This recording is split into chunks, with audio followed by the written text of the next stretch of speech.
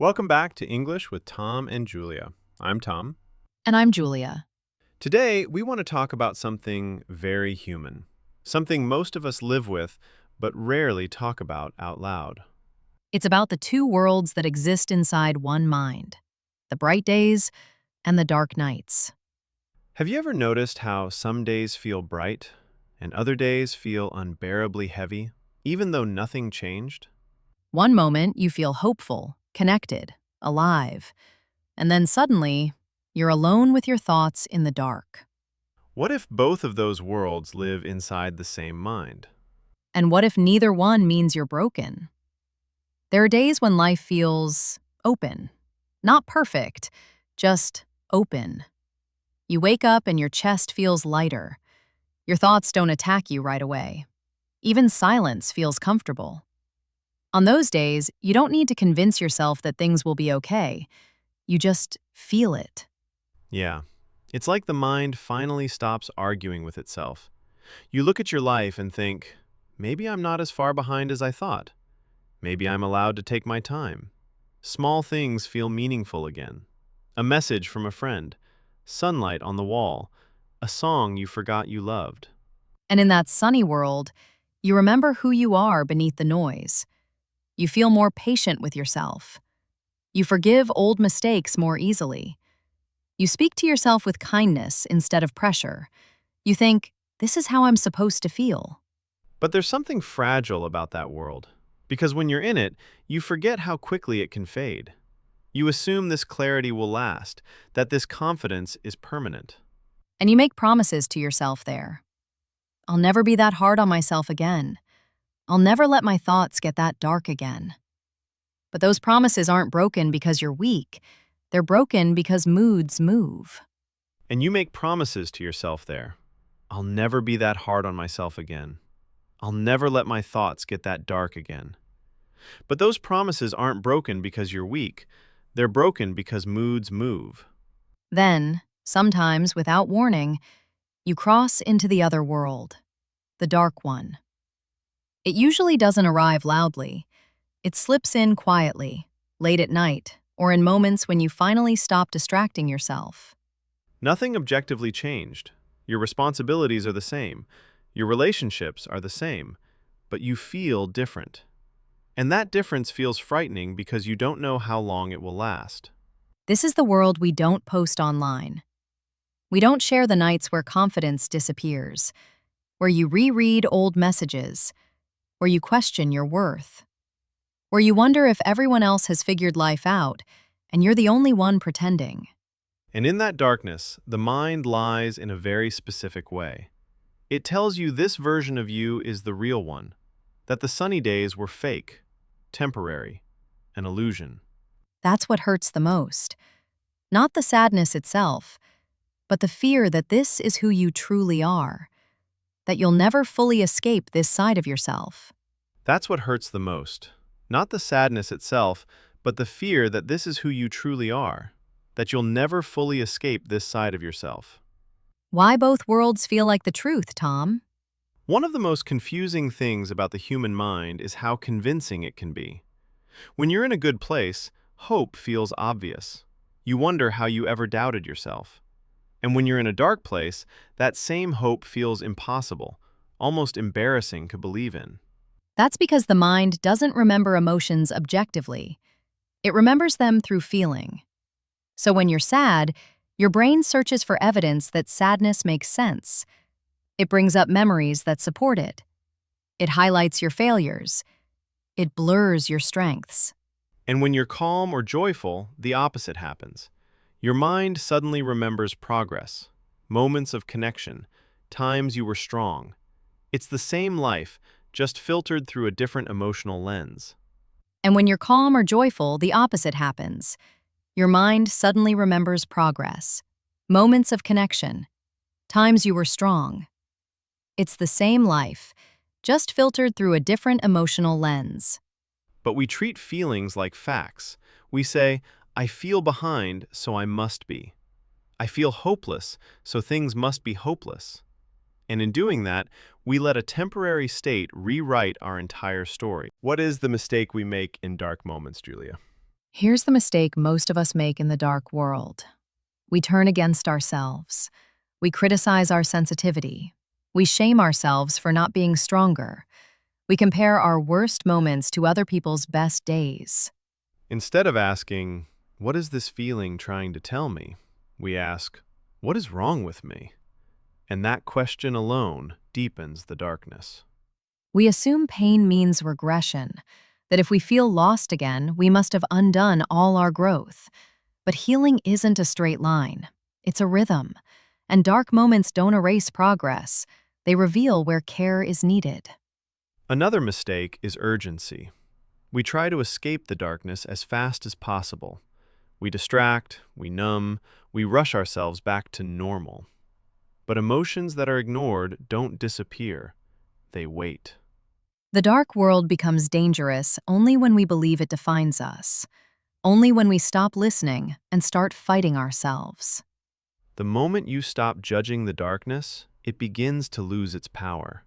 Not because it vanishes, but because you're no longer afraid of it.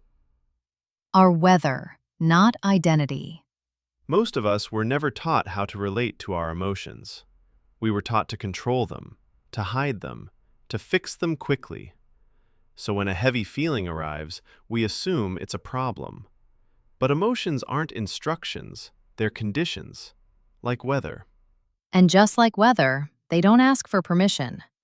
A sunny day doesn't mean life is perfect. A storm doesn't mean something is broken.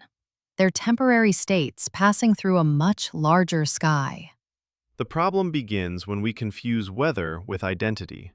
When we say, "I'm anxious," instead of, "Anxiety is here right now." One sentence feels permanent, the other leaves room for change. When sadness arrives, we think, this is who I am now. But sadness isn't a personality, it's a signal. It's your nervous system asking for safety, for rest, for honesty. You are the sky, not the storm. The sky doesn't disappear when clouds come. It simply holds them, and the same is true for you. You are the sky, not the storm. The sky doesn't disappear when clouds come, it simply holds them, and the same is true for you. We've learned to abandon ourselves the moment things get heavy, not because we're weak, but because we were never shown another way. Staying doesn't mean fixing. It means sitting quietly and saying, I see you. I hear you. I'm not leaving. That alone can change the entire experience of pain. When you stop fighting yourself, your mind doesn't need to scream as loudly. Feelings soften when they know they're allowed to exist. When you stop fighting yourself, your mind doesn't need to scream as loudly. Feelings soften when they know they're allowed to exist. The more you practice staying, the less afraid you become of your own darkness, and the less power it has over you. And what is the balance between light and dark? Most of us grow up believing that the goal is to stay in the light, to be positive, to be strong, to feel okay all the time. We're taught, sometimes gently, sometimes harshly, that darkness is something to escape, something to fix quickly, something to hide. But that belief creates a silent war inside us. Because darkness doesn't disappear just because we reject it. It waits. And when it returns, it feels heavier. Not because it grew stronger, but because we grew more afraid of it. Balance doesn't mean equal happiness and sadness. It means letting both exist without letting either one define who you are. It's knowing that light doesn't cancel darkness, and darkness doesn't erase light. They take turns. Think about the people you trust the most. They're not always cheerful. They're not always okay. But they're real, grounded, present. That's balance. A balanced mind doesn't ask, "How do I stay happy?" It asks, "How do I stay honest with myself no matter what I'm feeling?" Because when you stop chasing constant brightness, you stop fearing the shadows. You learn that dark moments aren't enemies, they're messengers. They slow you down. They point to needs you've ignored. They ask you to listen. And light moments? They aren't rewards for suffering. They're reminders.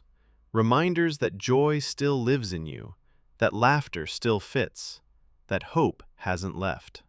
Balance is waking up on a good day and not pretending you'll never feel sad again. It's waking up on a hard day and not believing this is how life will always feel. The real strength isn't staying in the light. It's trusting yourself enough to walk through the dark without losing who you are. When you stop demanding that life be only bright, you finally allow it to be whole. And that wholeness, that's where peace begins. A gentle practice for dark nights. When the dark nights come, and they always do, most of us try to escape them. We scroll, we distract, we numb. We tell ourselves, just get through tonight. But what if the goal isn't to escape the night?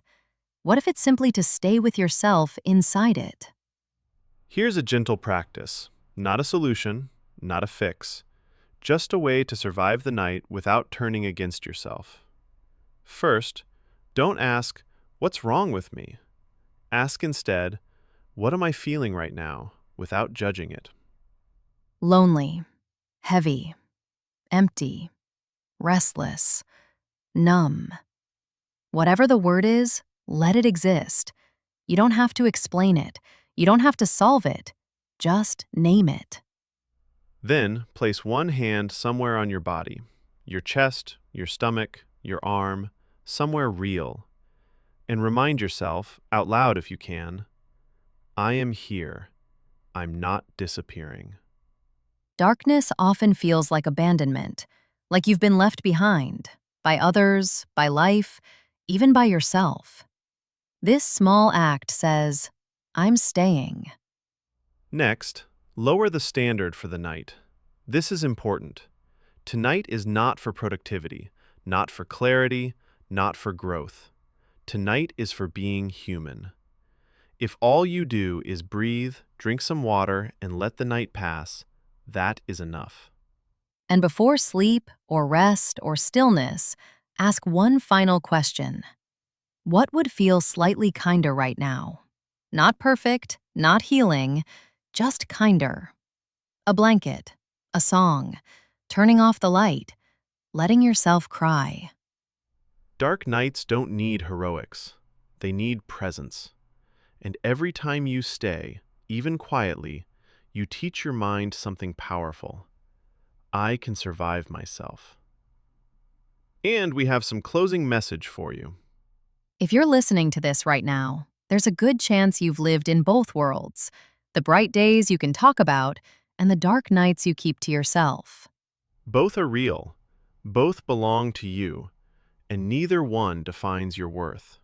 You don't need to choose between being strong and being sensitive, between being hopeful and being tired. You are allowed to be complex. You don't need to choose between being strong and being sensitive, between being hopeful and being tired. You are allowed to be complex. There will be days when the light feels effortless, and there will be nights when simply staying alive feels like work. Neither means you're failing. They mean you're human. You are not broken because you struggle. You are not weak because you feel deeply. And you are not lost just because you're walking through darkness. Until then, stay with yourself. Be gentle in the dark. And remember, you don't have to shine every day to still matter. Before we end, we just want to say thank you. Not a rushed thank you, not a polite one, but a real one. Thank you for being here, for staying until the very end. Thank you for giving us your time. The one thing everyone says they never have enough of. The fact that you chose to listen means more than you think. Maybe you're listening late at night, maybe on your way home, maybe in the middle of a day that feels heavier than you expected. Wherever you are, we see you. You don't need to have everything figured out. You don't need to feel okay right now. Just being here, listening, that already takes courage.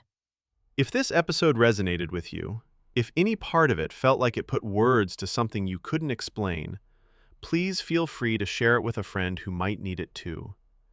Sometimes one shared episode is a quiet way of saying, I'm thinking of you. And if you feel like it, if something came up for you while listening, we'd really love to hear from you. You can leave a comment. You can share a thought. You can even just write one sentence. There's no right or wrong thing to say. Your experience matters. Your feelings matter.